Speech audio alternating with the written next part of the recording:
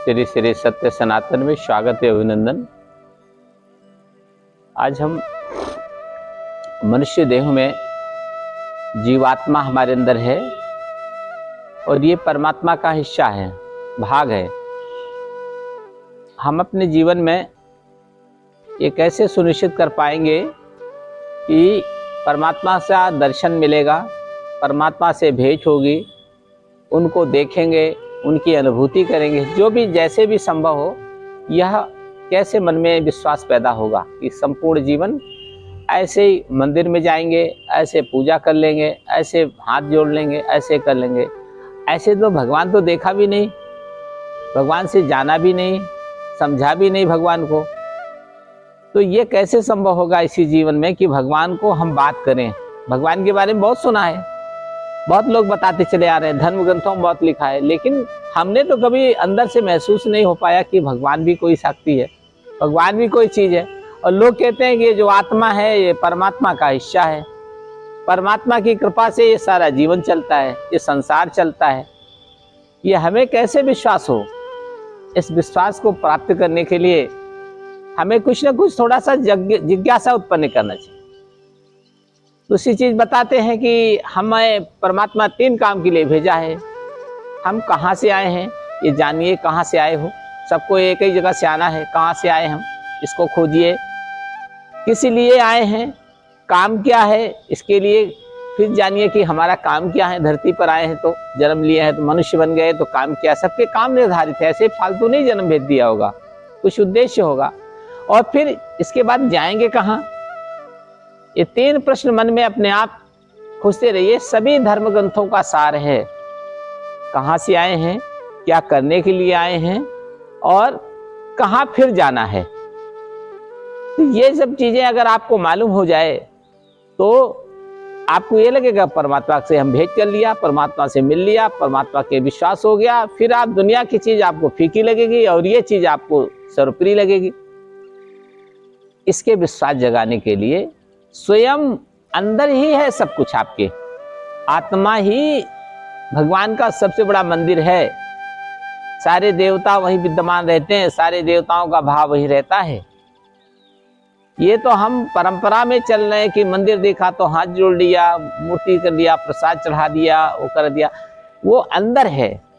जैसे परमात्मा में कभी विकृति नहीं आती, ईश्वर कभी खराब नहीं है, निर्विकार है, निरंकार है, वैसे हमारा जीवन अंदर का कैसे अहंकार रहित बने, घमंड ना आए, द्वेष, ईर्षा, मद मत्सर ये सब भावना नए जागृत हों, तो निश्चित है देखिए आपके अंदर ही भगवान प्रकट हो जाएंगे, ईश्वर आप ही हो जाएंगे। और आपको लगेगा कि ईश्वर कहीं बाहर नहीं है, ईश्वर अंदर है। हम सब ऐसे खोजते रहेंगे बाहर बाहर, बाहर नहीं मिलेगा। जिस व्यक्ति को लगा कि ईश्वर तो अंदर ही हमारे है, वही जानिए कि भगवान के दर्शन कर पाएगा, उसको अनुभूति मिल जाएगी। और तो सब बेकार अपना समय चला जाएगा जो बाहर खोजता रहता है। सब कुछ अंदर है और जब अंदर की आपकी उपस्थिति मालूम हो जाएगी, परमात्मा अंदर विद्यमान है हमारे, तो फिर आपको कोई अन्य मार्गदर्शन की आवश्यकता नहीं है, अन्य जगह जाने की आवश्यकता नहीं, कोई गुरु की आवश्यकता नहीं है। आपको खुद अपने आप में महसूस हो जाएगा कि हमें हमारे अंदर ईश्वर का अंश है, परमात्मा है।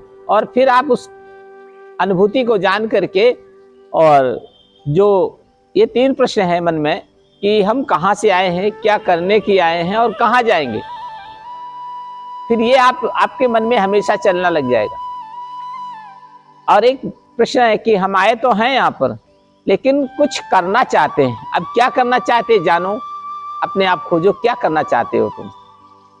कुछ जानना भी चाहते हैं तो क्या जानना चाहते हो, जानिए क्या जानना चाहते हो। परमात्मा के बारे में जानना चाहते हो, संसार के बारे में जानना चाहते हो, धर्म के बारे में जानना चाहते हो, सृष्टि के बारे में जानना चाहते हो, किसके बारे में जानते हो, ऐसा मन में हमेशा चलता है कुछ जाना जाए।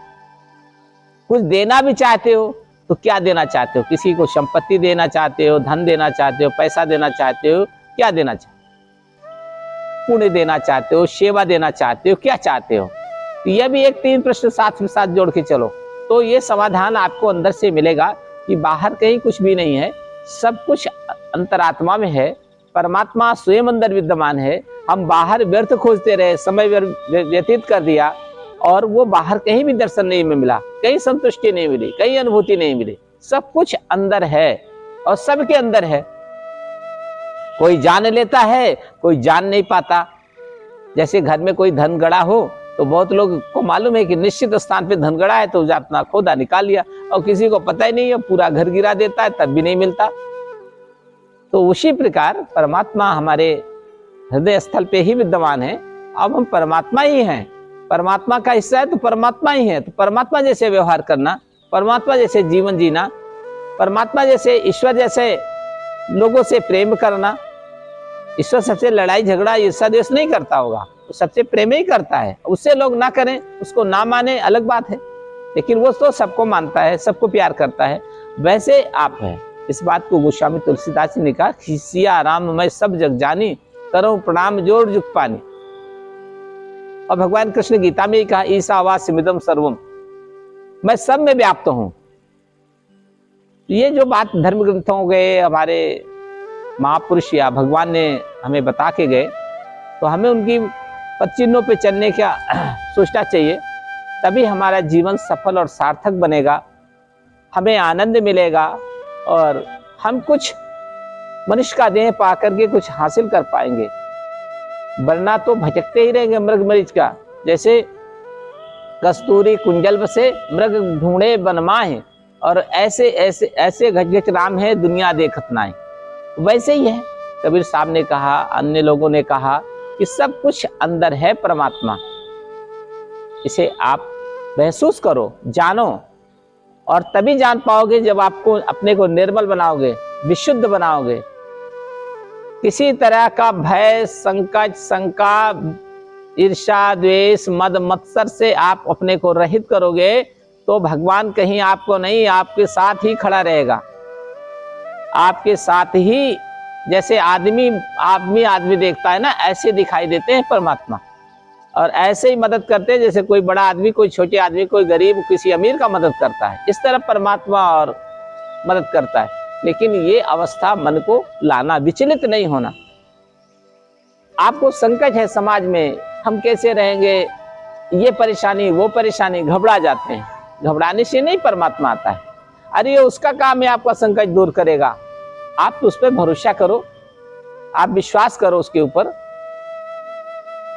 यह विश्वास जब तक जगेगा नहीं मन में, तब तक अपना जीवन एक एक दिन करके हमारा बेकार ही जाएगा।